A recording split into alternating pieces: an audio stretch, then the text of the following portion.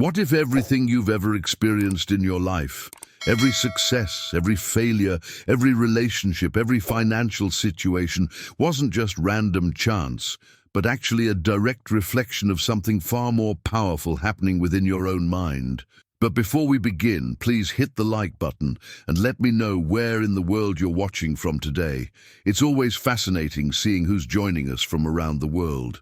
You know, there's an ancient wisdom that says, as a man he thinks in his heart, so is he. And what you're about to discover might surprise you. This isn't just beautiful poetry or spiritual philosophy. This is actually describing a scientific law that operates in your life right now, at this very moment, with the same precision and reliability as the law of gravity. Whether you believe it or not, whether you're aware of it or not, this mental law is shaping every single aspect of your reality. Has this ever happened to you? You wake up in the morning, already thinking about that argument you had yesterday, or that bill you can't pay, or that person who wronged you, and somehow your entire day just seems to spiral in that same negative direction. It's like the universe is conspiring against you, right? But what if I told you that the universe isn't conspiring against you? It's actually responding to you with mathematical precision. Here's what most people don't realize. Nothing in your life is coincidence. Nothing happens by the whim of the stars, politics, or luck. Everything you call outside is in reality a photograph of what you sustain inside. This mental law is so exact, so unwavering, that when you wake up and cling to memories of grievances, your entire day takes on that tone. But when you cultivate ideals of peace and love, facts literally arrange themselves to confirm it. Think about this for a moment. Thought is the cause. Experience is the effect. This means that invisible ocean of thought you're swimming in right now is actually creating the visible world around you. Every morning, when you open your eyes, you're essentially loading a film into the projector of your mind, and that film determines what gets projected onto the screen of your daily experience. Stay with me until the end, because what we're going to explore goes far beyond positive thinking or wishful dreaming. We're talking about understanding and consciously applying a spiritual technology that has transformed ordinary people into extraordinary success stories. We're going to discover how a simple shift in your mental imagery can change your health, your wealth, your relationships, and every circumstance in your life. This isn't about fighting against your current reality or trying to force change through willpower alone. It's about understanding that the real battlefield isn't out there in the world. It's in the secret laboratory of your own consciousness. And once you learn how to operate this laboratory correctly, once you understand how to change the image interior, the reflection has to move. It's that simple, and it's that infallible. What you're about to learn has been quietly transforming lives for decades, often in ways that seem almost miraculous to outside observers. But there's nothing supernatural about it. It's simply the natural result of aligning your inner world with the fundamental laws that govern how reality works. Now, I want to go even deeper into this hidden truth that most people never discover. You see, there's a specific pattern behind every transformation, every breakthrough, every moment when someone's life suddenly shifts from struggle to success. And this pattern repeats itself with such precision that once you understand it, you can literally apply it to any area of your life that needs change. If these insights resonated with you and you're hungry for more transformational content like this, I'd love to have you join our community by hitting that subscribe button. This isn't just about weekly videos, it's about connecting with others who are serious about conscious living and personal mastery. This pattern has 3 distinct phases that work together like a perfect symphony. First, there's always a fundamental principle at work, something that exists whether we understand it or not, like gravity pulling objects toward Earth. These aren't human-made rules or trendy self-help concepts. These are universal laws that have been operating since the beginning of time, often hidden in plain sight within ancient wisdom texts. But here's where most people get stuck. They learn about these principles intellectually. They get excited about the possibilities, but then nothing changes in their actual experience. Why? Because knowing a principle isn't enough. You need the second phase, a practical method that translates this invisible law into your daily reality. It's like knowing that electricity exists, but not knowing how to flip the switch to light up your room. The transformation happens when you bridge that gap between understanding and application, when you take these timeless principles and convert them into specific actions, specific ways of thinking, specific practices that you can implement while you're having your morning coffee, while you're stuck in traffic, while you're dealing with that difficult conversation at work. And then comes the third phase, which is perhaps the most crucial: real evidence. Not just theory, not just hope, but documented proof that this actually works in the real world, with real people facing real challenges. Because let's be honest, we've all heard beautiful concepts that sound amazing, but seem to evaporate the moment we try to apply them to our messy, complicated lives. This is why this approach is so different from everything else you've probably encountered. We're not just talking about mindset shifts or positive thinking here. We're talking about a systematic journey that takes you from where you are right now to where you want to be, using principles that have been tested by thousands of people across decades of real-world application. But here's what I need you to understand. This isn't something you can just consume passively, like watching a movie or scrolling through social media. This is active knowledge. It's like learning to play an instrument or mastering a new skill. You can't just read about it and expect the magic to happen. You have to engage with it, experiment with it, make it your own. Think of this as turning your mind into a laboratory where you're constantly experimenting with different approaches, testing what works, refining your technique. Spiritual truth isn't something you accumulate like collecting facts for a trivia game. It's something you assimilate, like food that becomes part of your very cells, changing you from the inside out.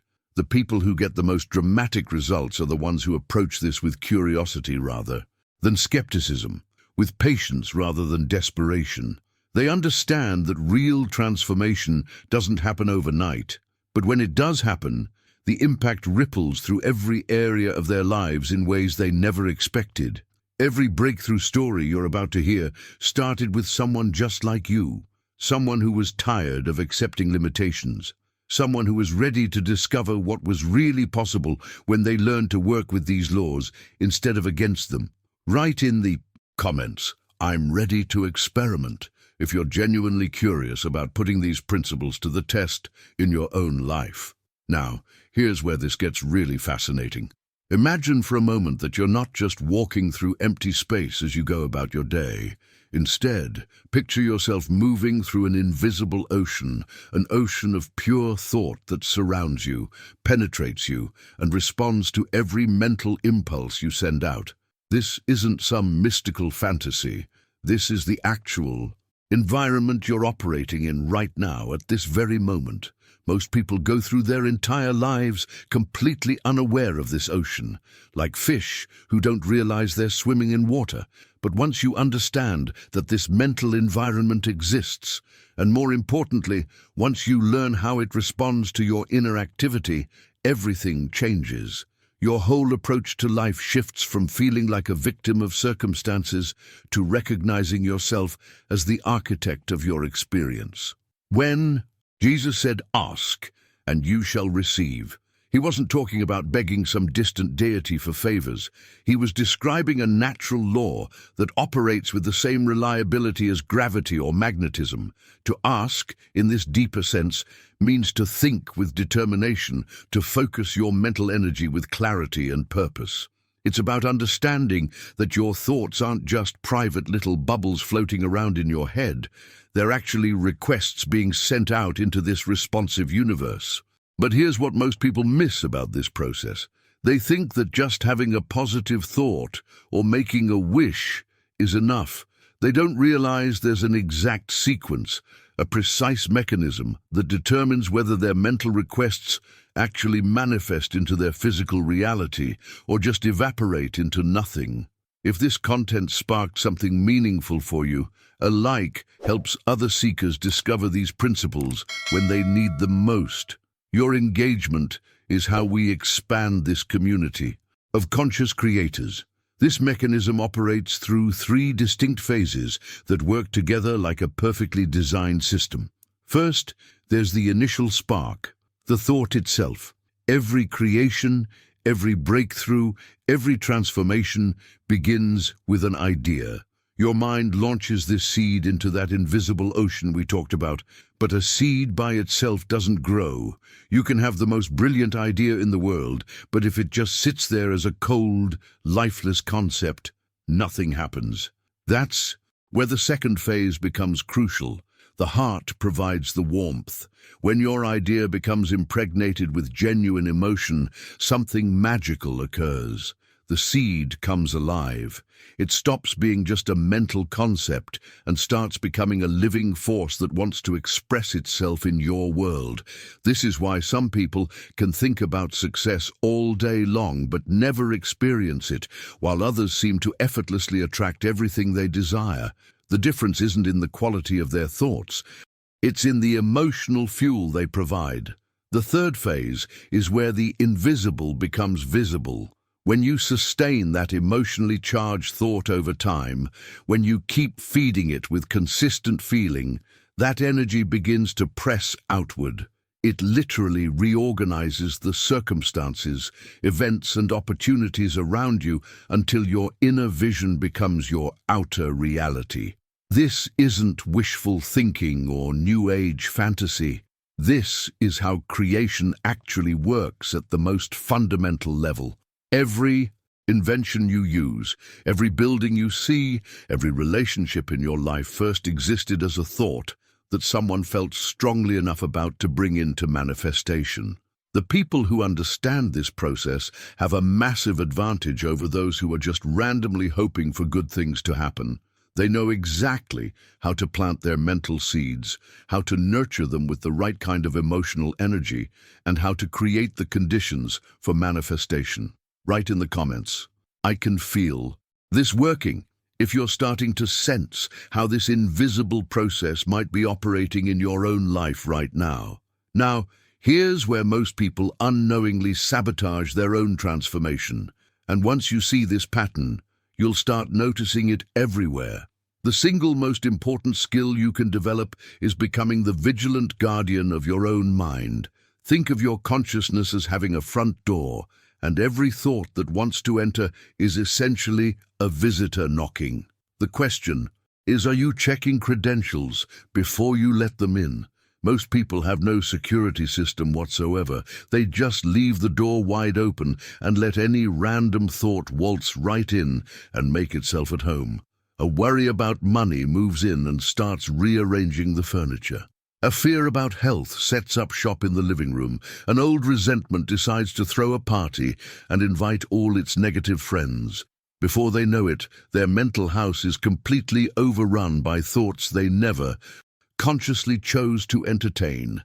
But here's the revelation that changes everything. You can actually ask yourself throughout the day, what thought am I letting in right now? This simple question, when used consistently, has the power to readjust your entire destiny. It's like suddenly discovering you have a remote control for your own experience. You realize you're not a victim of whatever random thoughts happen to show up. You're the decision maker, the gatekeeper, the one who gets to choose what stays and what goes. The hidden truth behind why so many people struggle with this process is what I call the classic fall. Picture this scenario that happens to millions of people every single day. A man wakes up in the morning and during his quiet time, he imagines prosperity. He visualizes abundance. He feels grateful for financial freedom. He's genuinely excited about the possibilities. So far, so good, right? He's planted a beautiful seed in that mental ocean we talked about. But then something fascinating happens. He finishes his morning practice and immediately starts thinking about unpaid bills. He opens his laptop and worries about his bank balance. He has a conversation with his spouse about cutting expenses. He reads news about economic uncertainty. By the end of the day, he spent maybe 10 minutes focused on prosperity and 8 hours focused on lack and limitation. What's the final balance in his mental account? Fear predominates. And here's what's crucial to understand. The law doesn't respond to your best intentions or your morning prayers. It responds to whatever energy you're consistently feeding it throughout the day. When you mix two contradictory orders, prosperity in the morning and scarcity all day long, you're essentially sending mixed signals to the universe. It's like trying to drive with one foot on the gas and one foot on the brake. Consider subscribing if you're ready to dive deeper into these life-changing principles. I share new techniques, real-world case studies, and advanced applications every week. And honestly, some of my best content goes to the people who are genuinely committed to this journey. This is why so many sincere, well-meaning people get frustrated with these principles. They think they're doing everything right because they have their positive affirmations and their vision boards, but they don't realize they're undermining their own efforts with the background chatter of their daily thinking. The law is incredibly precise. It doesn't judge whether your thoughts are good or bad. It simply responds to whatever frequency you're broadcasting most consistently. The impact of recognizing this pattern can't be overstated. Once you see how you might be unconsciously canceling out your own good, you can start making different decisions, moment by moment. You begin to understand that every thought is actually a vote for the kind of life you want to experience. And when you consistently vote for what you want instead of what you fear, that's when the real magic starts happening. Put MindGuard activated in the comments if you're ready to start paying attention to what thoughts you're actually letting through your mental door throughout the day. Now let me share with you a behind-the-scenes look at how this actually works in real life. Because when you see the specific mechanics in action, everything becomes crystal clear. There was a mother in Boston who was at her wit's end with her 14-year-old son. This wasn't just typical teenage attitude. We're talking about full-scale rebellion. He was acting out at school, using inappropriate language at home, hanging around with kids who were clearly bad influences. She had tried everything the conventional wisdom suggested: lectures, punishments, taking away privileges, heart-to-heart conversations. Nothing worked. In fact, it seemed like the more she tried to correct his behavior, the worse he became. When she learned about these principles, she was skeptical but desperate enough to try something completely different. Instead of continuing to focus on what was wrong with her son, she was taught to practice what's called silent treatment. This has nothing to do with ignoring him or giving him the cold shoulder. It's actually the opposite. It's about treating him mentally with the highest vision of who he could be. 3 times each day, she would find a quiet moment and visualize her son as she wanted to see him: courteous, engaged with his studies, genuinely happy. She would see him participating in class discussions, treating his teachers with respect, coming home with a smile on his face. But here's the crucial part. She also committed to refusing to discuss his problems with teachers, neighbors, or even her own family members. Every time someone wanted to commiserate about his difficult behavior, she would politely change the subject. This might sound almost too simple, but the results were undeniable. By the 3rd day, she received a note from his teacher commenting on his improved participation in class. The teacher was genuinely surprised by the sudden shift in his attitude and engagement. Within a week, his entire demeanor at home had changed. He started asking if he could go to the library. He began showing interest in his homework. The transformation wasn't gradual. It was rapid and obvious to everyone around him. Now, here's what's absolutely fascinating about this story. The mother didn't manipulate her son. She didn't have any secret conversations with him about changing his behavior. She didn't bribe him or threaten him or use any external pressure whatsoever. What she did was change the mental cause, and then she allowed the law to execute the rest. She stopped feeding energy to the image of him as a problem child and started consistently feeding energy to the image of him as a successful, happy teenager. The reason this worked so powerfully is because she held a clear, consistent mental picture, and she refused to contradict it with her words or her conversations with others. She discovered that every time she had complained about his behavior to someone else, she was actually reinforcing the very pattern she wanted to change. By shifting her mental focus and guarding her words, she created a completely different energetic environment around her son. This reveals something profound about how influence actually works. We tend to think that changing someone else requires direct action, talking to them, reasoning with them, punishing or rewarding them. But the deepest level of influence happens through the quality of our sustained mental attention. When you consistently see someone in their highest potential, when you refuse to reinforce their negative patterns with your thoughts and words, you create an invisible invitation for their better nature to emerge. Right, energy shifted in the comments if you can imagine how this same principle might transform some of your own challenging relationships. Now, let me give you a practical technique that you can start using immediately to test these principles in your own life. This isn't something you need to spend hours on or require any special equipment or training. It's designed to fit seamlessly into your daily routine, and yet the impact can be absolutely transformative when you apply it consistently. Drop a like if you felt that connection we've been building throughout this conversation. It's a simple way to support content that actually makes a difference, and it helps the algorithm understand that people value depth over superficiality. Here's how this works in the real world. Choose one specific issue that's been worrying you lately. Don't try to tackle 10 different problems at once. That's where most people go wrong. They scatter their mental energy across multiple concerns and wonder why nothing changes. Pick one thing that would make a genuine difference in your life if it were resolved. Maybe it's a financial situation, a health concern, a relationship challenge, or a career decision that's been weighing on your mind.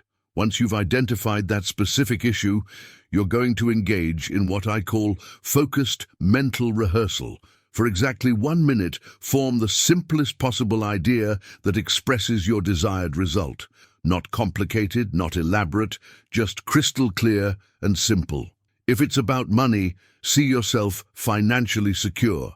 If it's about health, see yourself vibrant and energetic. If it's about relationships, see harmony and understanding. Keep it clean, keep it simple, keep it vivid. Then comes the crucial second phase. For another full minute, don't just see this result. Feel yourself already living within it. This is where most people miss the mark. They create a beautiful mental picture, but they observe it from the outside, like watching a movie about someone else's life. Instead, step into that picture. Feel the relief, the gratitude, the satisfaction, as if it's happening right now. Let that emotional reality fill every cell of your body. Finally, seal this mental work with a declaration that acknowledges both your desire and your trust in something greater than your limited perspective. This, or something better, manifests now under grace and perfectly. This phrase is incredibly powerful because it expresses your clear intention while remaining open to possibilities you might not have even considered. The brilliance of this approach lies in understanding a fundamental principle that most people completely miss. We don't fight against circumstances, we adjust ideas. Think about this for a moment.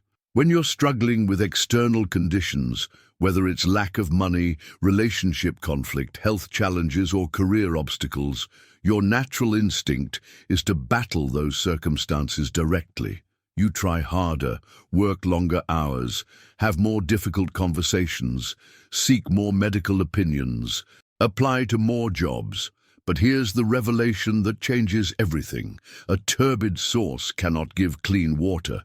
If the source of your experience, which is your dominant thought patterns and emotional states, remains cloudy and conflicted, then no amount of external effort will produce lasting clarity in your life. You might achieve temporary improvements, but they won't stick because you haven't addressed the root cause. When you clean the source, your thought, the entire channel purifies itself. This means that when you consistently hold clear, emotionally charged mental images of what you want to experience, the external circumstances begin to reorganize themselves to match that inner clarity. It's not that you become passive or stop taking practical action. It's that your actions become inspired rather than desperate, strategic rather than scattered, effective rather than exhausting. This is why some people seem to effortlessly attract opportunities while others work incredibly hard, but remain stuck in the same patterns. The difference isn't in their external efforts, it's in the quality of their inner source. When your mental source runs clean and clear, when your thoughts and feelings are aligned with your desired outcomes, your external world begins to reflect that inner harmony. Drop "source cleaned" in the comments if you're starting to see how this shift in approach could transform some of the challenges you've been wrestling with. Now, there's an ancient promise that reveals something extraordinary about how this whole system actually operates, and when you truly understand it, you'll never look at your imagination the same way again. The promise was given to Abraham: "All the land that you see, I will give to you." Now, this wasn't just about physical territory. This was describing a fundamental law about the relationship between your inner vision and your outer world. Here's the profound truth hidden in those words: the universe is literally obligated to deliver what you're capable of seeing with sufficient clarity and persistence. Think about that for a moment.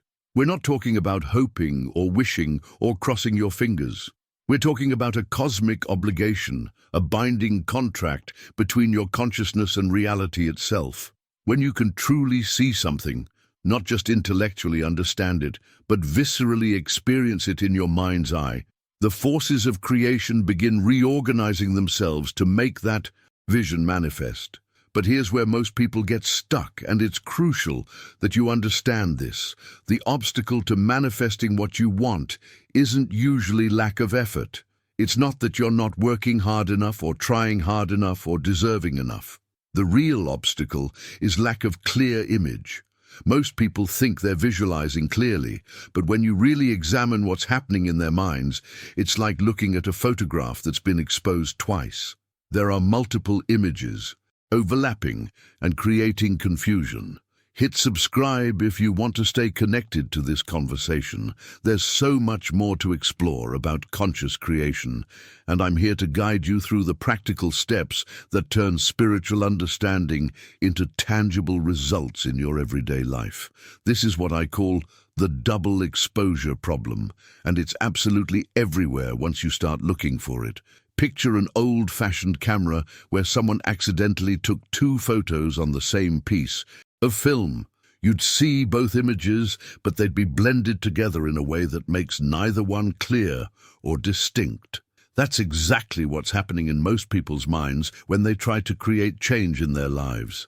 They'll spend 10 minutes in the morning visualizing abundance and prosperity, creating a beautiful, clear image of financial freedom. But then they'll spend the rest of the day with an underlying image of struggle and limitation running in the background. They'll see themselves succeeding while simultaneously seeing themselves failing.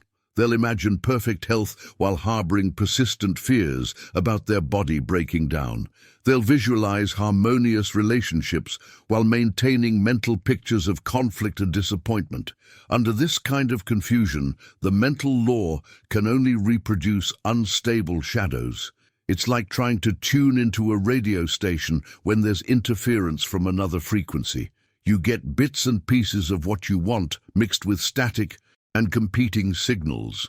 The result is an experience that feels inconsistent, unpredictable, and frustrating.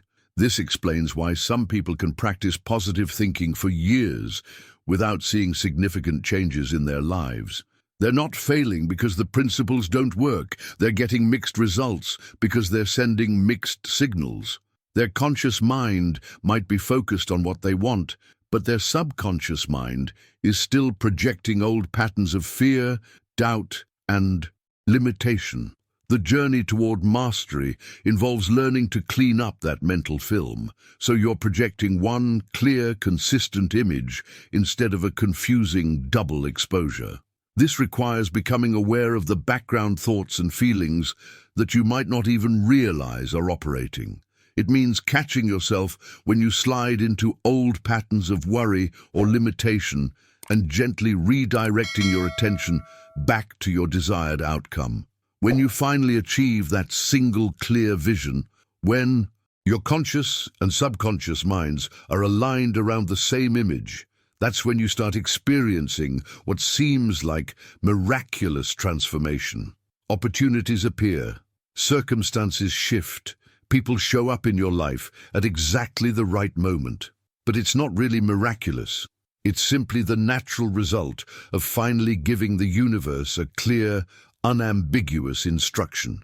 Type "single vision activated" in the comments if you're ready to start cleaning up the double exposures in your own mental photography. Now, Jesus himself gave us perhaps the most precise instruction about this whole process when he said, "If your eye is single, your whole body will be full of light." Most people read right past this statement without understanding the profound technical guidance it contains. When he talked about the eye, he wasn't referring to your physical vision. He was talking about your imagination, your inner sight, your ability to see possibilities that don't yet exist in your current reality. The word single is absolutely crucial here. It means undivided, unified, focused on one clear image rather than scattered across multiple conflicting pictures. When your inner eye is single, when your imagination is completely aligned around one consistent vision, then your whole body, your entire experience becomes full of light. Everything starts working in harmony. Opportunities flow, relationships improve, health flourishes, abundance appears. It's like suddenly all the scattered pieces of your life click into perfect alignment. But here's what happens when your inner vision isn't single. Where the image is unstable, constantly shifting between what you want and what you fear, the result is blurry. You get mixed outcomes, partial successes, 2 steps forward and 1 step back. Where your images are contradictory, imagining success while expecting failure, visualizing health while anticipating illness, the result actually dissolves. You end up with nothing. Clear manifesting because you've given the universe contradictory instructions. This is why developing what I call precision visualization is so critical to your transformation journey. Most people approach this casually, like daydreaming or wishful thinking, but when you understand that your imagination is actually the control panel for your reality, you start treating it with the respect and focus it deserves. There's a specific technique that makes this process incredibly concrete and effective. Picture yourself standing in front of a perfectly clean blackboard, not a whiteboard, not a computer screen, but an old-fashioned blackboard that's been completely erased, without a single mark or smudge. This clean slate represents the pure potential of your life, waiting for you to write upon it. Now, with the chalk of your mind, begin to draw the finished result of what you want to experience. Not the process, not the struggle, not the steps you think you need to take, just the end result as if it's already accomplished. If you want better health, draw yourself vibrant and energetic. If you want financial freedom, draw yourself abundant and secure. Keep it simple, keep it clear, make it vivid enough that you can see every important detail. A quick like would mean the world to me, not just for the numbers, but because it tells me these ideas are landing with people who are ready to apply them. Your support helps more life-changing content reach the right audience. Once you've completed your mental drawing, take a step back and contemplate what you've created. This is where the magic really happens. Don't just look at your picture analytically. Allow natural feeling to arise. Feel the satisfaction, the relief, the joy, the gratitude, as if this result is already your reality. Let that emotion fill your entire being, because remember, feeling is what gives life to the image. Finally, and this might seem counterintuitive, mentally erase the blackboard completely. This isn't because you're giving up on your vision, it's because you're releasing it to the creative power of the universe. You're saying, I've given you a clear instruction, now I trust you to bring it about in the perfect way and the perfect timing. This technique works because it gives your subconscious mind a concrete, focused experience of your desired outcome, while simultaneously releasing any anxiety about how or when it will manifest. You're not clutching onto the image with desperate attachment, you're offering it with confident trust. Put Blackboard ready in the comments if you can already see yourself using this technique to bring more clarity and focus to your own visualization practice. Now let me share with you a real-world example that perfectly demonstrates how powerful this technique can be when applied correctly. There was a man named Federico who owned a small stationery store in Monterrey, Mexico. His business was failing so badly that he was seriously considering closing the doors permanently. Sales had dropped to almost nothing, customers were scarce, and every day felt like a struggle just to keep the lights on. When Federico learned about the invisible blackboard technique, he was honestly skeptical. How could something so simple possibly turn around a business that was already circling the drain? But he was desperate enough to try anything, so every night for 20 minutes before turning off the lights, he would practice this visualization with complete dedication. He would see himself standing at that mental blackboard and drawing a very specific scene. Customers lined up in his store, people eagerly browsing his shelves, the cash register making that cheerful sound as sale after sale was completed, and himself confidently signing a substantial bank deposit slip. Night after night, he would create this same picture, feel the excitement and satisfaction of a thriving business, and then mentally erase the blackboard. With complete trust, the results were nothing short of remarkable. On the third day, a teacher walked in and asked him to supply a complete list of school materials for 40 students, the largest single order he'd received in months. On the sixth day, a company representative who had never entered his store before purchased an entire inventory of notebooks for his staff. By the end of the first week, his sales had literally doubled, and within a month, Federico was hiring an assistant to help handle the increased business. Federico later said something profound. I didn't change the store window display, I only changed the film that was running in my head. That statement reveals the essence of how this whole process works. The external circumstances weren't the real issue. The internal image was what needed transformation. But here's what made Federico's approach so incredibly effective, and why some people get amazing results with visualization, while others see little change. There are specific elements that determine whether your mental practice creates real-world transformation or just remains fantasy. Simplicity was crucial for Federico. He focused on one clear picture at a time, rather than trying to visualize 10 different improvements simultaneously. When you scatter your mental energy across multiple goals, you dilute the power of each image. Concentration creates manifestation. He also added movement and life to his visualization. Instead of seeing a static snapshot, he watched customers walking through his store, heard conversations, felt the energy of activity. Dynamic images have much more creative power than still photographs because your subconscious responds better to scenes that feel alive and real. The emotional component was perfectly congruent with his vision. Since Federico wanted prosperity and success, he felt prosperous and successful during his practice. He didn't try to force excitement if he was naturally feeling calm satisfaction. He let the authentic emotion that matched his vision flow naturally. Federico also focused on accomplished finality rather than the process. He didn't visualize himself struggling to attract customers or working harder to make sales. He saw the end result as already achieved, already his reality. This subtle shift makes all the difference between manifestation and mere hoping. Finally, he practiced serene repetition. Faith deposits by drops, not by desperate floods. 20 minutes of calm, Confident visualization each night was far more powerful than occasional marathon sessions filled with anxiety about whether it would work. Write "film changed" in the comments if you're starting to see how adjusting the internal movie could transform some aspect of your own life experience. Now, while visualization creates the blueprint for your transformation, there's another crucial element that determines whether your mental blueprints actually come to life or remain just beautiful pictures.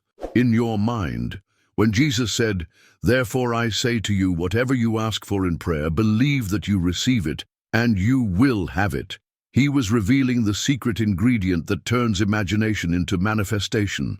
The key word here is believe, but not in the way most people understand it. He wasn't talking about intellectual belief or positive thinking. He was describing a feeling state, the actual emotional experience of already having what you desire. Think of it this way: thought is the seed, but emotion is the heat that makes it germinate. You can have the most perfect seed in the world, but if you plant it in cold, lifeless soil, nothing will grow. This is where so many people get stuck on their journey toward change. They create beautiful mental images, they repeat affirmations, they make vision boards, but they do it all with a cold, analytical mind. They're going through the motions without providing the emotional fuel that brings their visions to life. It's like trying to start a car with no gas in the tank. All the right components are there, but there's no power to make it run. The hidden truth that most people miss is that your subconscious mind doesn't respond to words or pictures alone. It responds to the feeling tone behind them.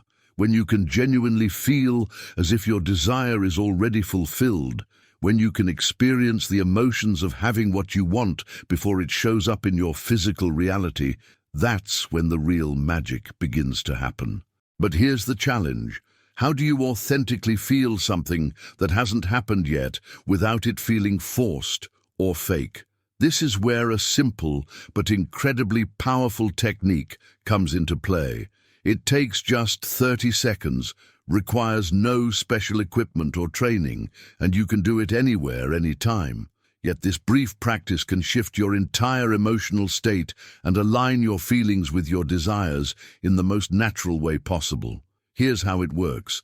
First, exhale completely, releasing all the air from your lungs as if you're letting go of everything that's been weighing you down.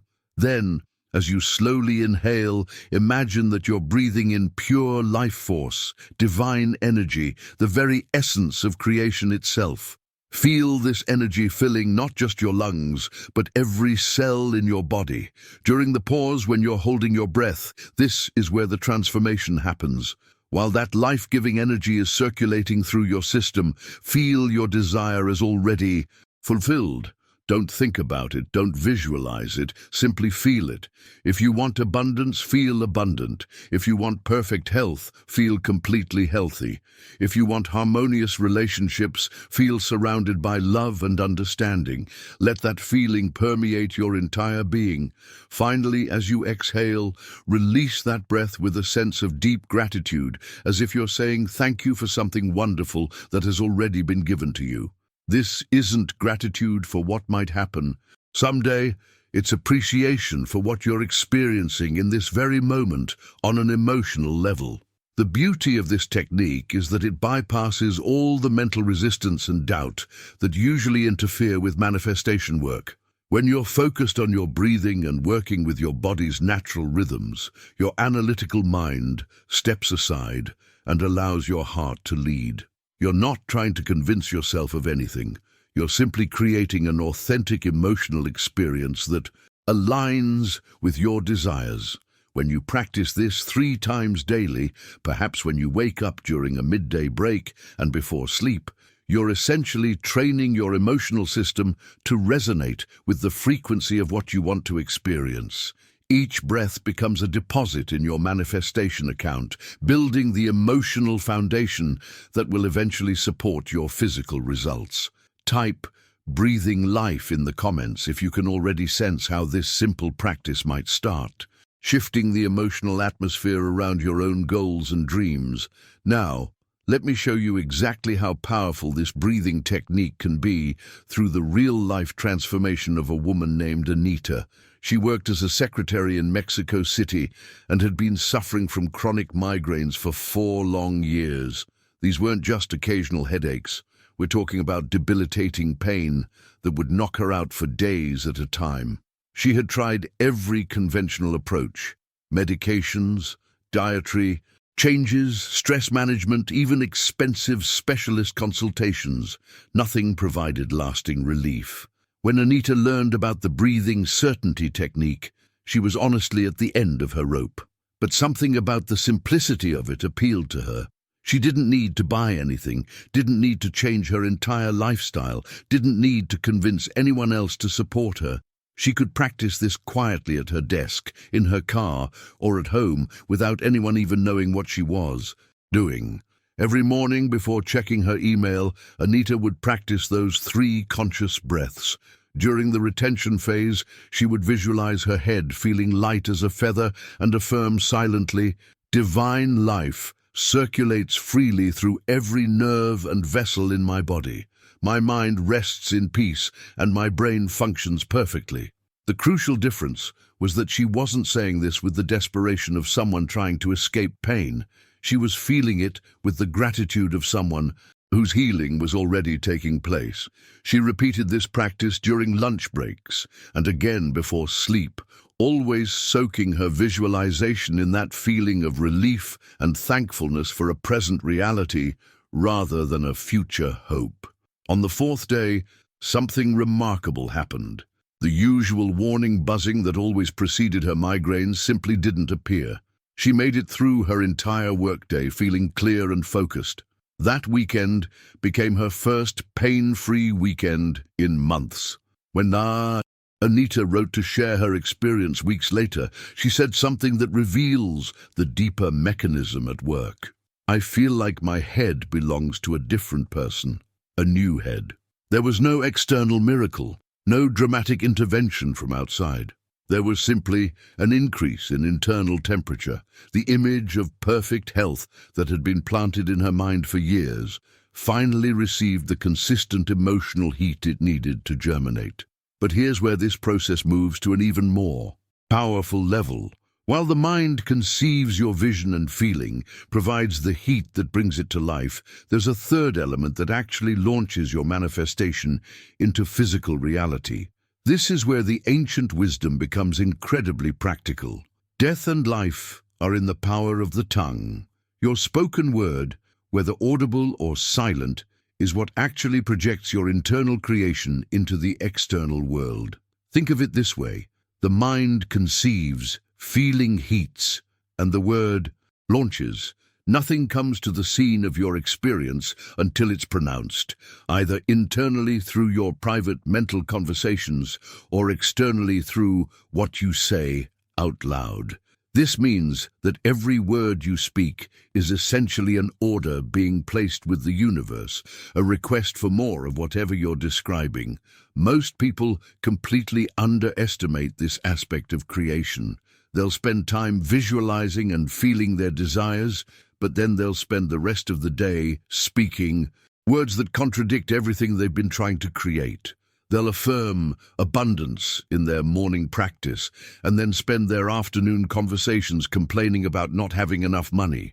They'll visualize perfect health and then describe their symptoms in detail to anyone who will listen. What they don't realize is that this casual, unconscious speaking is actually sealing their experience. Every time you describe limitation, you're placing an order for more limitation. Every time you speak about struggle, you're requesting more struggle. Every time you voice fear or doubt, you're essentially canceling out all the positive work you've been doing in your visualization practice. This isn't about positive thinking or pretending everything is perfect when it's not. It's about understanding that your word carries creative power, and you want to use that power consciously rather than accidentally undermining your own progress. Write words as orders in the comments if you're starting to recognize how your daily conversations might be either supporting or sabotaging the changes you're trying to create in your life. Now let me share a perfect example of how this word power principle works in the real world. There was a traveling salesman named Arturo who sold home appliances throughout his region. His commissions had been steadily declining for months, and he couldn't figure out what was going wrong. His products were good, his prices were competitive, and he was working just as hard as ever. But somehow, doors kept closing in his face. When we analyzed his daily routine, we discovered something fascinating. Arturo had developed an unconscious habit of muttering the same phrase every time he encountered any kind of obstacle. With this bad weather, nobody opens the door. He said it when it was raining, when it was too hot, when it was windy, when it was cloudy. This single phrase was being repeated 10, 20, sometimes 30 times a day as he drove from appointment to appointment.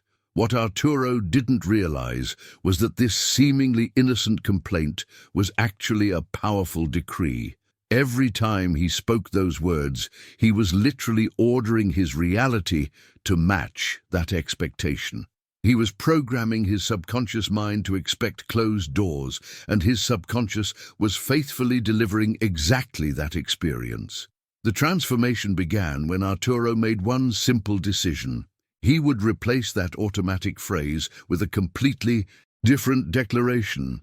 Instead of, "With this bad weather, nobody opens the door," he began saying, "God opens the way, and clients receive me with interest." At first, it felt awkward and artificial, but he committed to catching himself every time the old phrase wanted to emerge and substituting the new one instead. The results were nothing short of remarkable. Within 2 weeks, his commissions had tripled. The weather conditions hadn't changed. The same rain was still falling, the same wind was still blowing. But suddenly people were answering their doors with smiles. Conversations were flowing more easily. Sales that had seemed impossible were closing effortlessly. Arturo later told me, "For the first time, I understood that the climate was my words, not the clouds." This reveals something profound about how we unconsciously sabotage our own success through casual, repeated statements that we don't even realize we're making. Every complaint, every expression of limitation, every casual declaration of difficulty is actually an order being placed with the universe for more of the same experience. But what happens when your mind gets so caught up in worry and anxiety that you can't seem to redirect your thoughts, no matter how hard you try? There are moments when the mental chatter becomes so loud, so persistent, that all your visualization techniques and positive affirmations feel completely powerless against the storm in your head. This is where an ancient technique becomes incredibly practical. It's based on the profound instruction, "Be still and know that I am God." When your mind gets trapped in a cycle of worry, when you're spinning your wheels in mental quicksand, there's a simple but powerful method that can break you free in less than 90 seconds.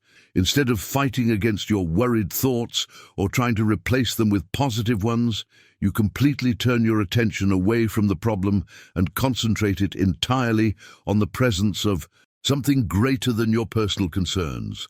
You stop wrestling with the issue and start resting in a larger truth. This isn't about denying your problems or pretending they don't exist. It's about recognizing that when you're trapped in worry, you're not actually solving anything. You're just feeding energy to the very thing you don't want. The most productive thing you can do in those moments is to step completely out of problem consciousness and into solution consciousness by connecting with the infinite intelligence that operates beyond your personal thinking. The technique is elegantly simple. For 60 to 90 seconds, you release your grip on the worry and allow your attention to rest in the awareness of divine presence, infinite wisdom, or whatever concept represents ultimate peace and power to you. You're not asking for anything specific. You're not trying to figure anything out. You're simply creating space for clarity to emerge naturally. Put golden key ready in the comments if you've ever experienced how stepping away from a problem sometimes allows the solution to appear in ways you never could have planned or forced. Now, Let me show you exactly how powerful this golden key technique can be in real-world crisis situations through the story of Clara, a divorced mother facing every parent's worst nightmare. She was locked in a bitter custody battle for her 8-year-old daughter, and the opposing legal team was presenting witnesses and evidence that made her genuinely fear she might lose custody entirely. Clara had tried everything she could think of, hiring better lawyers, gathering character witnesses, preparing detailed documentation, but the more she focused on building her case, the more anxious and desperate she became. She was spending entire nights lying awake, mentally rehearsing worst-case scenarios and trying to anticipate every possible attack from the other side.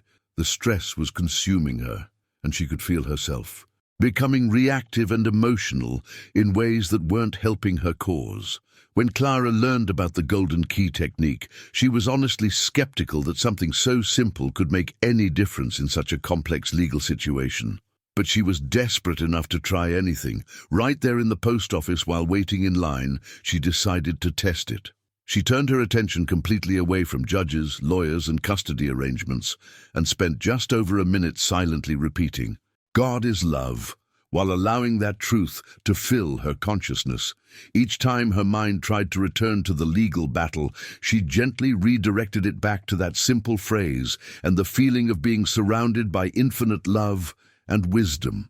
She practiced this throughout the day, on the bus, while preparing dinner, whenever the familiar anxiety started rising. Instead of mentally arguing her case over and over, she was creating space for a solution to emerge that was beyond her personal ability to orchestrate. 2 days later, she received a call from the opposing attorney. Through state mediation services, they had reached an amicable agreement that gave Clara primary custody with generous visitation rights for the father. There would be no trial, no further legal battles, no devastating testimony. Clara later wrote, "It felt like the case had been resolved inside me before any papers were signed." That's exactly what had happened.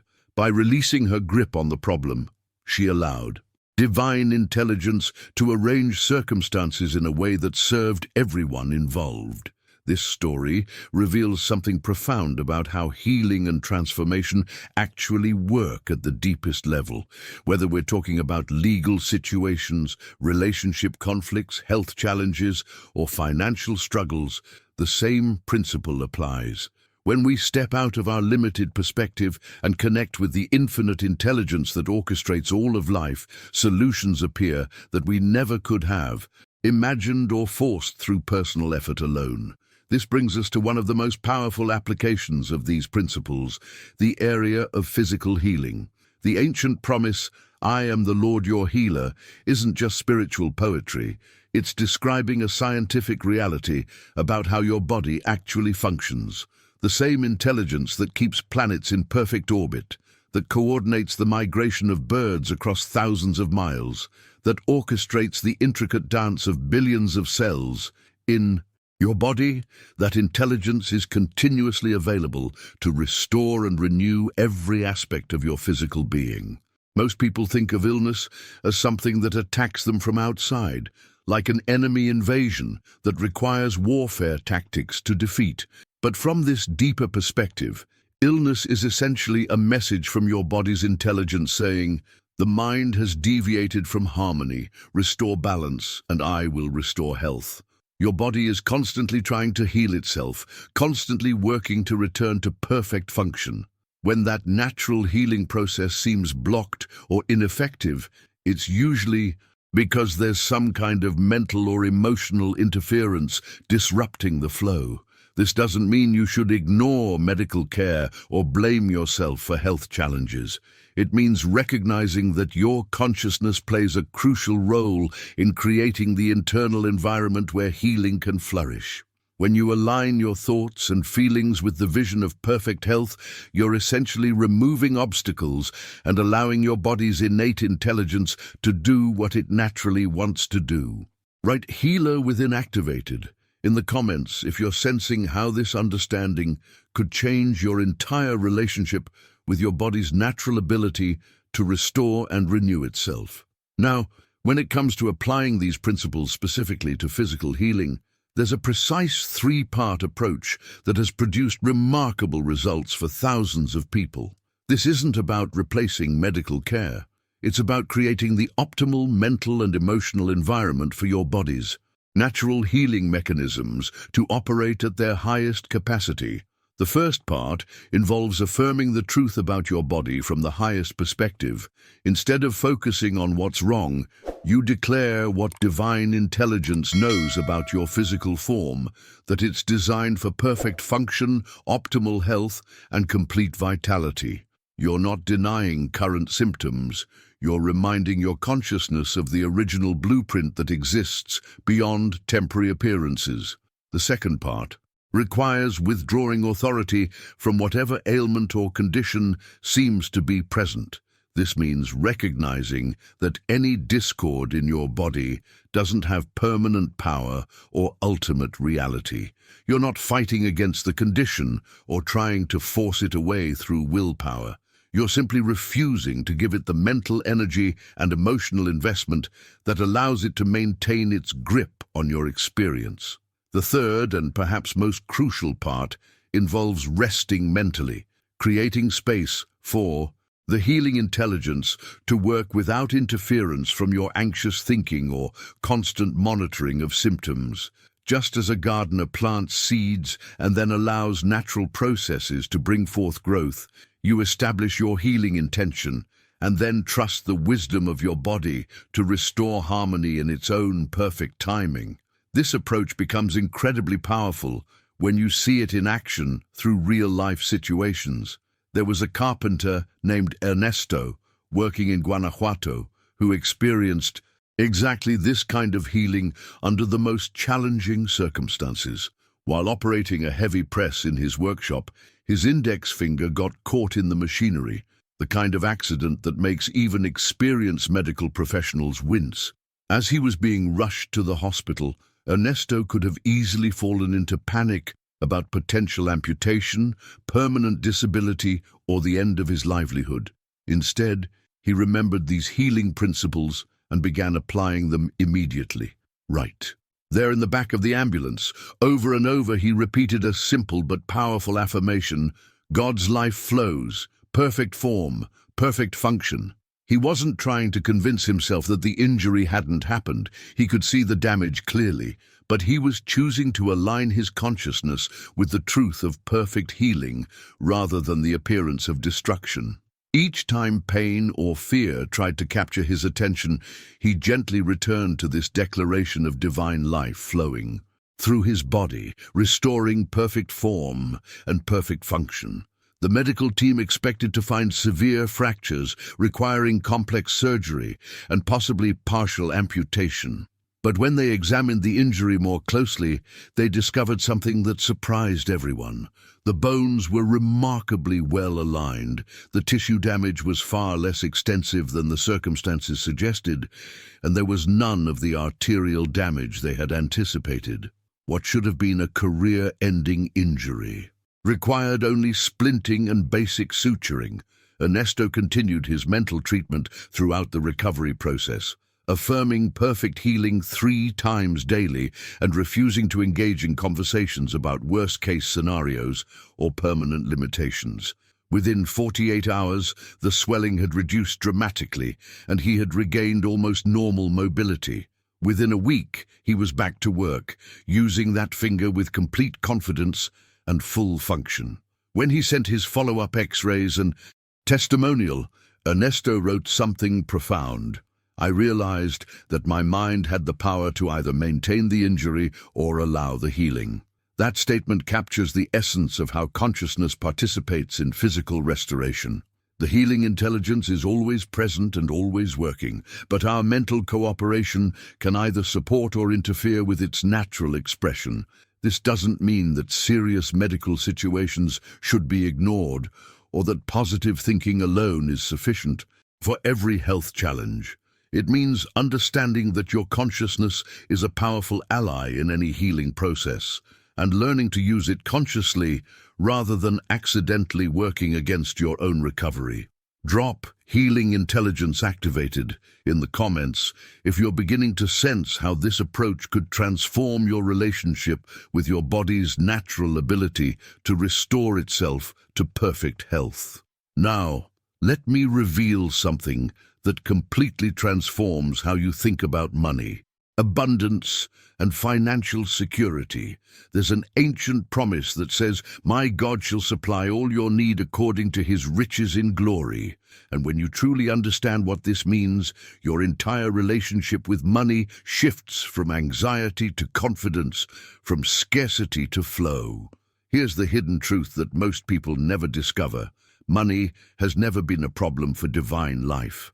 The universe operates in absolute abundance. Look at the countless stars scattered across infinite space, the billions of grains of sand on every beach, the endless supply of air you breathe without ever worrying about running out. Abundance is the natural state of creation itself. So when you feel financial shortage, you're not actually facing a lack of substance in the universe. What you're experiencing is an internal screen in your consciousness that's displaying the message, "Not enough." That mental screen then becomes a filter through which you perceive and interact with the world, causing you to miss opportunities, make fear-based decisions, and unconsciously repel the very prosperity you're trying to attract. The journey toward financial transformation isn't about learning to make more money. It's about changing the picture that's playing on your internal screen, from scarcity to abundance. When you can consistently see and feel yourself as financially secure, when that becomes your dominant mental image, the external world begins to rearrange itself to match that inner vision. There's a specific technique that has produced remarkable results for people from all walks of life, regardless of their current financial situation or background. It's elegantly simple, yet incredibly powerful, because it works directly with your subconscious programming around money and deservingness. Here's how it works. You take a regular envelope and write down the exact amount of money you would like to have flowing into your life each month. Be specific, not a range, not enough to get by, but a precise figure that would give you genuine financial freedom and peace of mind. This number should feel expansive, but not so outrageous that your mind immediately rejects it as impossible. Place that piece of paper inside the envelope and seal it. Now comes the crucial part. Every single day, you place your hands on that envelope and speak a blessing over it. God, the infinite source, supplies this amount perfectly, under grace and harmoniously. You're not begging or pleading, you're making a declaration based on the fundamental abundance of creation itself. The key to making this technique work is what you don't do. You don't open the envelope to check on your progress. You don't spend your day analyzing whether it's working or wondering how the money will come. You don't share the specific amount with others or ask for their opinions about whether it's realistic. You simply bless the envelope once daily and then go about your life, trusting the process completely. This practice works because it programs your subconscious mind with a clear, consistent message about your financial reality. Every day, you're depositing a new image of abundance into your mental bank account. Over time, this new programming begins to influence your decisions, your confidence, your ability to recognize opportunities, and even the way you carry yourself in financial conversations. What's particularly powerful about this approach is that it bypasses all the mental resistance and limiting beliefs that usually sabotage financial improvement efforts. You're not trying to convince your conscious mind of anything. You're simply creating a daily ritual that gradually shifts your deep-level programming around money and worth. The universe responds to this shift in remarkable ways. Opportunities begin appearing that you never noticed before. People mention business ideas that spark your interest. Unexpected payments arrive. Expenses that seemed unavoidable somehow resolve themselves.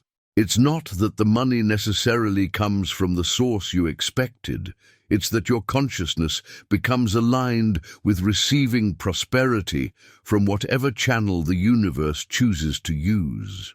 Put "envelope sealed" in the comments if you're ready to commit to this daily practice and discover how shifting your internal money screen can transform your external financial reality. Now, let me share a real-world transformation that perfectly demonstrates how this sealed envelope technique can completely turn around even the most challenging financial situations. There was a seamstress named Matilda who ran a small dress shop in Puebla, Mexico. She wasn't just struggling, she was drowning. 5 different small loans were suffocating her business, and the interest payments alone were consuming almost everything she earned each month. Matilda had reached that desperate point where she was working longer hours, but somehow getting further behind financially. Every conversation seemed to revolve around money she didn't have, bills she couldn't pay, and the growing certainty that she would have to close her shop. She had fallen into the trap that captures so many small business owners. She was spending more mental energy worrying about money than creating it. When Matilda learned about the sealed envelope technique, she was honestly skeptical. How could something so simple possibly solve such complex financial problems? But she was desperate enough to try anything.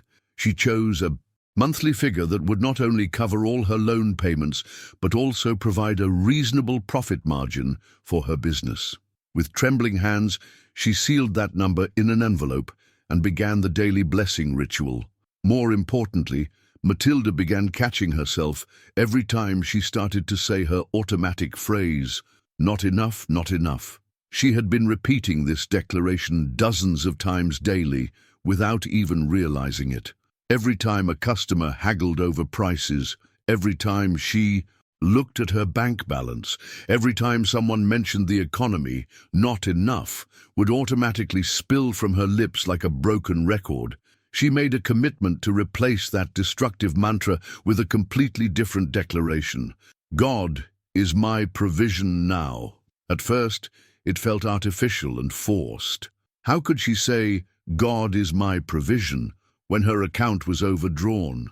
But she persisted, understanding that she was programming a new reality rather than describing her current circumstances. The transformation didn't happen overnight, but it was steady and undeniable. Within 3 weeks, she received an unusual order: 25 traditional dresses for a folklore dance group.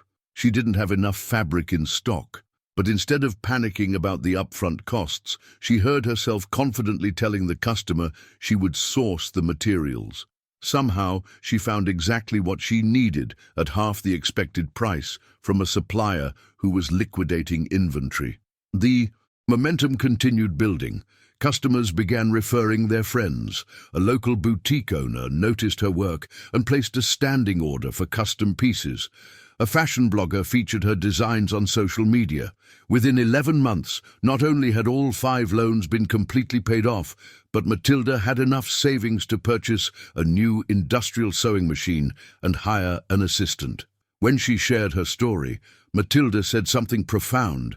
"I stopped living by counting coins and started living by counting blessings." That shift in focus from scarcity to gratitude had literally rewritten her financial reality. This brings us to one of the most fascinating aspects of how these principles work: the discovery that every person who appears in your life is essentially a mirror, reflecting back the image you secretly hold of them. This revelation can transform not just your relationships, but every area of your life, because the way people treat you is often a direct result of the energy you're unconsciously projecting toward them. Think about this for a moment. If you consistently think of someone with annoyance or frustration, they tend to behave in annoying and frustrating ways around you. If you see someone as difficult or unreasonable, they seem to become more difficult and unreasonable in your presence. But if you can shift your internal image of that person, if you begin to see them surrounded by harmony, success, and goodwill, they eventually start reflecting that energy back to you. This isn't about manipulation or trying to control other people's behavior. It's about understanding that your consistent mental and emotional projection towards someone actually creates an invisible invitation for them to show up in alignment with that projection. Write mirror activated in the comments if you've ever noticed how certain people seem to bring out different sides of your personality, or how your expectations of someone often seem to become self-fulfilling prophecies. Now, there's a specific technique that allows you to consciously work with this mirror principle to transform even the most challenging relationships in your life. I call it the blessing album technique, and it's particularly powerful when you're dealing with someone who consistently triggers frustration, anger, or disappointment in you. Here's how this invisible transformation works. You select one person with whom you're experiencing friction, maybe a difficult co-worker, a family member who pushes your buttons, or a business associate who seems to create conflict wherever they go. Instead of continuing to rehearse their faults or mentally arguing with them throughout your day, you're going to completely flip the script. Close your eyes and imagine you're looking through a photo album, but instead of seeing this person in their typical problematic state, you're going to create 2 or 3 clear mental snapshots of them looking genuinely happy, healthy, and prosperous. See them smiling authentically, engaged in something they love, surrounded by success and contentment. This isn't about imagining a future reconciliation with you. It's about seeing them thriving in their own life, independent of your relationship. While you're holding each of these positive images, speak a simple blessing. I bless your good. God's peace covers you. You're not trying to change their behavior toward you. You're not attempting to manipulate the situation in your favor. You're simply projecting genuine goodwill toward another human being and allowing that energy to do whatever it needs to do. The key is to practice this once daily for at least a week, preferably at a time when you're calm and centered rather than in the middle of a conflict. You're essentially reprogramming your mental and emotional broadcast toward this person, which inevitably shifts the entire dynamic between you. Let me share a remarkable example of how this technique resolved what seemed like an impossible business situation. Carlos and Eduardo were partners in an import business in Querétaro, Mexico. What had started as a successful collaboration turned toxic when Eduardo accused Carlos of maintaining duplicate invoices and potentially embezzling funds. The accusation was devastating, not just financially, but personally. These men had been friends for years before becoming business partners. The situation escalated quickly. Lawyers were hired, civil litigation was initiated, and their once thriving business ground to a halt while they battled each other in court. Carlos was consumed with anger and betrayal. He spent hours each day mentally rehearsing his defense, imagining confrontations with Eduardo, and building his case for why he was the victim in this situation. When Carlos learned about the blessing album technique, he was initially resistant. Why should he bless someone who was trying to destroy his reputation and livelihood? But something about the approach appealed to his deeper wisdom.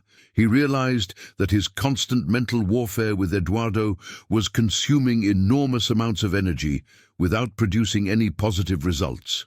Each night before sleep, Carlos would visualize Eduardo succeeding in his own projects, signing profitable contracts, celebrating with his family. He would see his former partner looking genuinely content and prosperous, and then speak the blessing, I bless your good.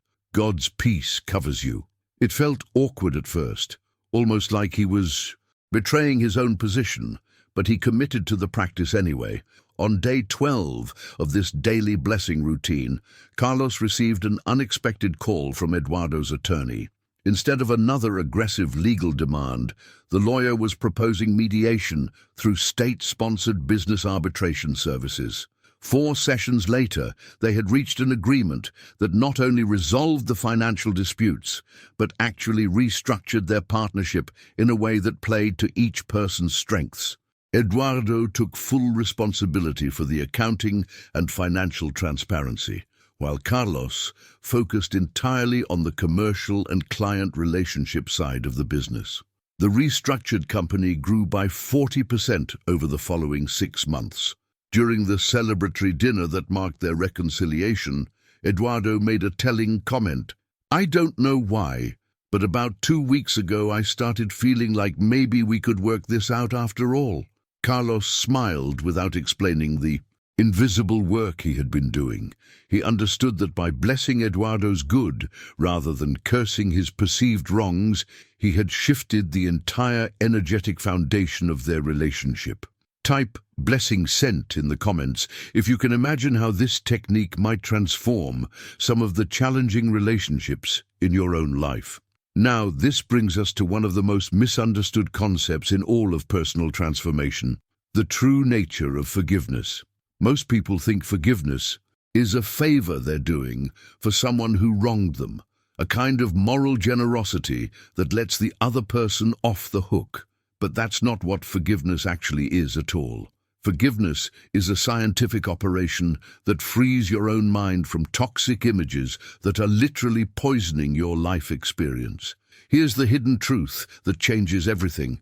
The person you resent doesn't suffer when you remember them with anger. They might be on vacation somewhere, completely oblivious to your emotional state. But while they're enjoying their life, your stomach is secreting acid, your nervous system is contracting, your sleep is disrupted, and your immune system is compromised. You're essentially punishing yourself for someone else's behavior. When you carry resentment, you're keeping a poisonous photograph pinned to the wall of your consciousness. Every time you look at that mental image, your body responds as if the original incident is happening right now. Your stress hormones surge, your muscles tense, your breathing becomes shallow. You're literally re-traumatizing yourself multiple times a day through the power of memory and imagination. Scientific forgiveness is the process of removing that toxic photograph from your mental wall and replacing it with something neutral or even positive. You're not condoning harmful behavior or pretending that wrong actions were actually right. You're simply refusing to allow past events to continue poisoning your present experience. Let me share a powerful example of how this process works in real life through the story of Miriam, a nurse who had been carrying a heavy load of resentment for years. After her divorce, her ex-husband had essentially disappeared from his financial responsibilities, leaving her to support their 2 children on a single income. Every month when the child support payment failed to arrive, the anger would resurface. Every time she saw other divorced friends receiving consistent support, the bitterness would intensify. Miriam had dreams of buying a small house for herself and her children, but the down payment required seemed impossible on her salary alone. The monthly payments she should have been receiving would have made all the difference, and she found herself constantly calculating how much money his negligence had cost them over the years. This mental arithmetic was keeping her trapped in a cycle of resentment that was affecting every area of her life. When Miriam learned about scientific forgiveness, she initially resisted the idea. Why should she forgive someone who was actively harming her children's welfare? But she began to understand that forgiveness wasn't about letting him off the hook. It was about freeing herself from the energetic drain of constant anger. She started a simple daily practice, affirming God in you and in me is perfect harmony whenever thoughts of her ex-husband arose. Instead of rehearsing his failures and calculating her losses, she would visualize both of them surrounded by divine peace and allow that image to dissolve her resentment. She wasn't approving of his choices or inviting him back into their lives. She was simply clearing the toxic energy from her own consciousness. The transformation was remarkable. Within weeks of beginning this practice, Miriam received an unexpected call from a private medical practice that needed a nurse for home care services. The position offered flexible hours that worked perfectly with her children's schedule, and the advance payment for the first 3 months was exactly the amount she needed for a house down payment. When she shared her story later, Miriam made a profound observation. I didn't need him to change. I needed my energy back. That energy she had been spending on resentment became available for creative solutions and new opportunities.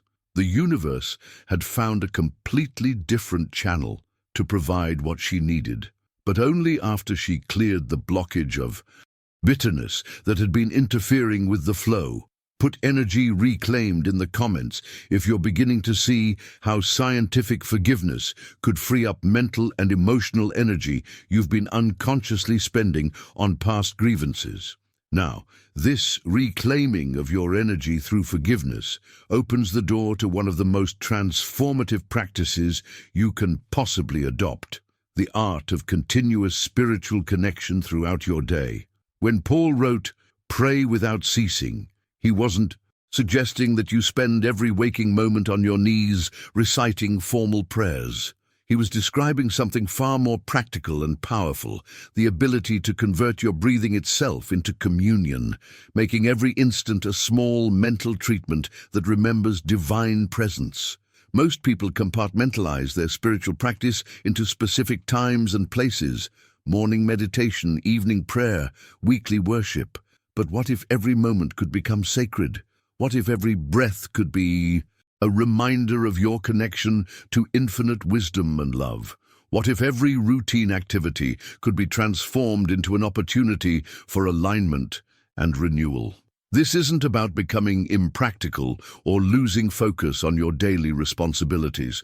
It's about infusing your regular activities with a background awareness of something greater than your personal concerns. You can answer emails while silently affirming divine guidance.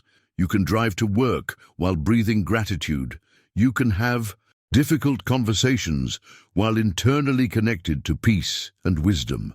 The impact of this continuous connection is profound, especially when it comes to managing the stress and pressure that characterize modern life. Let me share a perfect example through the story of Victor, a logistics executive in Guadalajara who was facing a serious health crisis that seemed directly related to his high-stress lifestyle. Victor's blood pressure had climbed to a dangerous 160/100, and his doctor was insisting on medication along with strict dietary changes and exercise requirements. While Victor was willing to follow medical advice, he understood that the root cause wasn't just physical, it was the constant state of mental tension he carried throughout his workday. The breakthrough came when Victor learned to use technology as a spiritual tool rather than just a source of stress. He programmed his smartphone to emit a gentle chime every hour from 8 in the morning until 8 at night. But instead of checking messages or notifications when the sound occurred, he had trained himself to respond differently. Every time that hourly chime sounded, Victor would pause whatever he was doing, close his eyes for exactly 5 seconds, and give thanks for something specific that was happening in that moment. Maybe it was the sunlight coming through his office window. Maybe it was the comfortable chair he was sitting in. Maybe it was simply the fact that his heart was beating steadily and his lungs were functioning perfectly. He would always end these micro-sessions with the same phrase, "Thank you, Father, because everything is well right now." This wasn't denial of his challenges or pretending that problems didn't exist. It was a conscious choice to anchor his awareness in the fundamental goodness that was always present, even in the midst of business pressures and deadlines. At first, Victor worried that these interruptions would hurt his productivity, but he discovered exactly the opposite. After each brief pause for gratitude, he returned to his tasks with greater clarity and efficiency. The constant undercurrent of anxiety that had been draining his energy for years began to dissipate. Instead of feeling like he was fighting through his day, he started feeling like he was flowing through it. The transformation in his health was remarkable. When Victor returned for his medical checkup 3 weeks later, his blood pressure had dropped to 128/82, a reduction that surprised even his doctor. But Victor understood what had happened. Those 12 brief moments of gratitude each day, those 144 touches of divine connection over 12 working days, had convinced his nervous system that he was living in a friendly universe rather than a battlefield. The cardiologist wanted to know about his diet and exercise changes.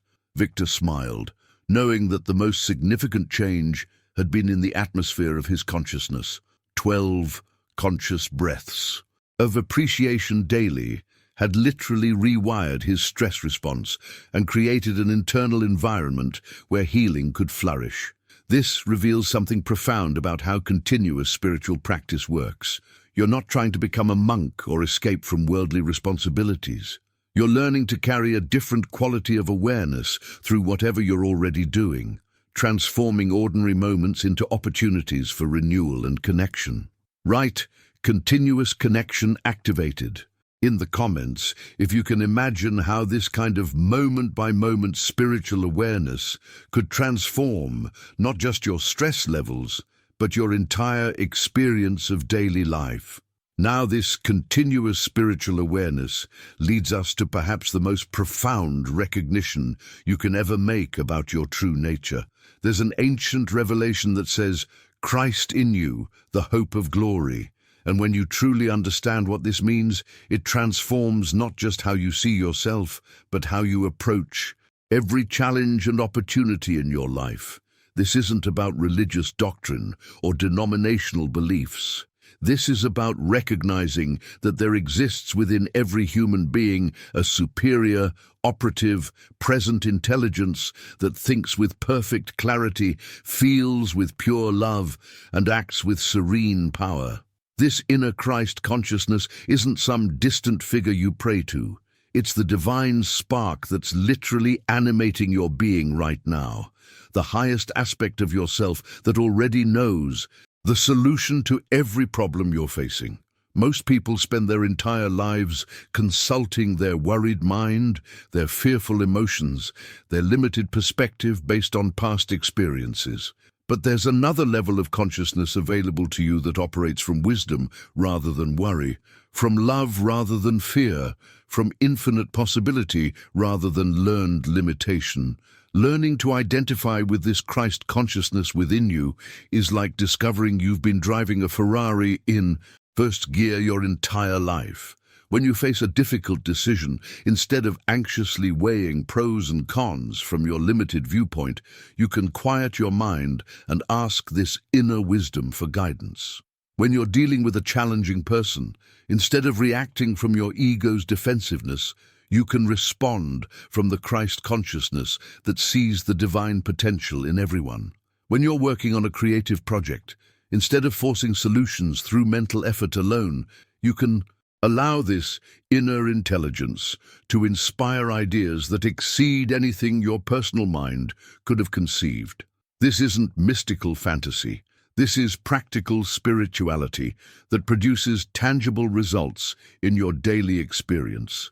People who learn to operate from this higher consciousness consistently make better decisions, enjoy more harmonious relationships, and seem to effortlessly attract opportunities that perfectly align with their deepest purpose.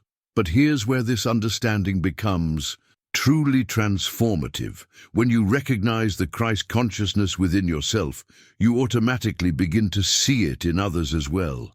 This shift in perception changes everything about how you move through the world and how the world responds to you. This brings us to what might be the most powerful practice you can adopt for multiplying the good in your life. The conscious decision to become a blessing to every person you encounter, whether you know them personally or not. There's a specific technique that demonstrates just how connected we all are and how powerfully your thoughts and intentions toward others affect your own experience. For the next 21 days, make it your practice to offer a silent blessing to at least one stranger you encounter each day. It might be the person checking your groceries, the driver who lets you merge in traffic, the name you see in a news article, or simply someone walking past you on the street. You don't need permission, you don't need to announce what you're doing, and you don't need to know anything about their circumstances. Simply think for 3 or 4 seconds. God's light surrounds you. Your path fills with peace and prosperity. Feel a genuine spark of goodwill toward this person, as if you're mentally sprinkling blessing dust over their day. Then let it go and continue with your own activities without any expectation or attachment to how they might be affected. This practice works because it opens what I call the circulation circuit in your consciousness.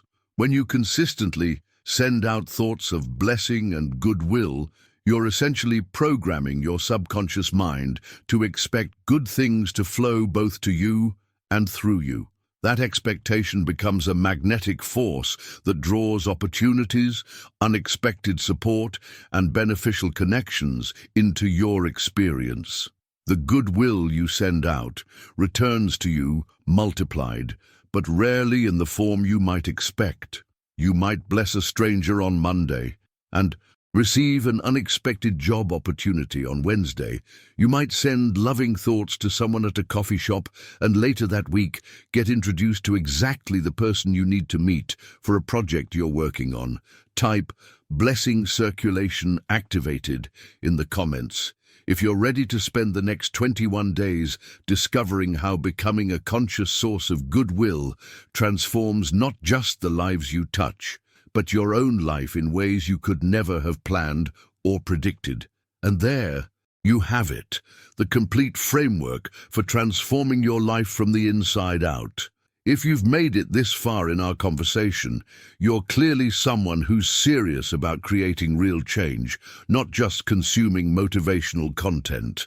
That tells me something important about who you are and what you're capable of achieving. The principles we've explored together today aren't just theories to think about. They're tools to use, practices to implement, and laws to apply in your daily experience. Every technique I've shared has been tested by real people facing real challenges, and the results speak for themselves. From Federico's transformed business to Anita's healed migraines, from Clara's custody victory to Matilda's financial breakthrough, these stories represent what becomes possible when you understand how consciousness actually creates reality. If you found value in this deep dive into spiritual transformation, I'd love to have you subscribe to the channel. This isn't just about accumulating numbers. It's about building a community of people who are committed to living from their highest potential. Every week, I share insights, techniques, and real-world applications that can help you master these principles and create the life you truly want to experience. Leave me a comment saying, "This message was meant for me," if you feel like this content arrived in your life at exactly the right moment. I read every single comment, and I'm genuinely curious about your own journey with these ideas. And if this conversation has created a sense of connection and possibility for you, a simple like on the video helps more people discover these life-changing principles. Your engagement isn't just appreciated, it's part of how we spread this understanding to others who are ready for it. There's a video right here that takes this topic even deeper, exploring how to maintain these practices when life gets challenging and how to troubleshoot the obstacles that might arise on your transformation journey. Click and continue with me over there, because the conversation we've started today is just the beginning of what's possible when you commit to conscious creation.